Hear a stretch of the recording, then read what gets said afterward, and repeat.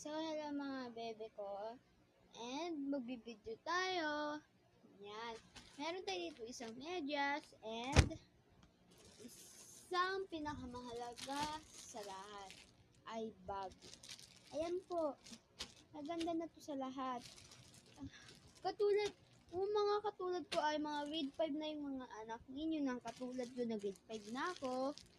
Ayan, grade 4 pa lang kasi ako, ngayon mag-grade 5 na. Kung kailangan nyo pa rin ito, kung marami sila paglalagyan ng mga gamit, ako kasi marami akong mga gamit na mailagay. Kung walang ganito yan sila, hindi yan magkakasya sa akin ng isang bag na yan.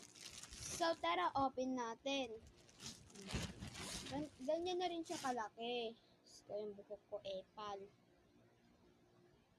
Yan, ganyan na rin po siya kalaki. Yung quality niya, grabe talaga. So, ito muna. Ayan, no? Napaka-ano niya talaga. Napaka-aliwalas tignan. Siya ng isa. Ayan, ang lambot lang ng ano niya, zipper. Ayan. Napakaganda niya talaga sa lahat. Ayan, ito pa. Dito malalagay kahit kung ano-ano. Tapos dito, yan, napakalaking space dito. Yung mga color pencil, ganon. Tapos dito naman ay isang mahalagang gamit ang dito. Ayan. Yan, meron na rin siya dyan, oh.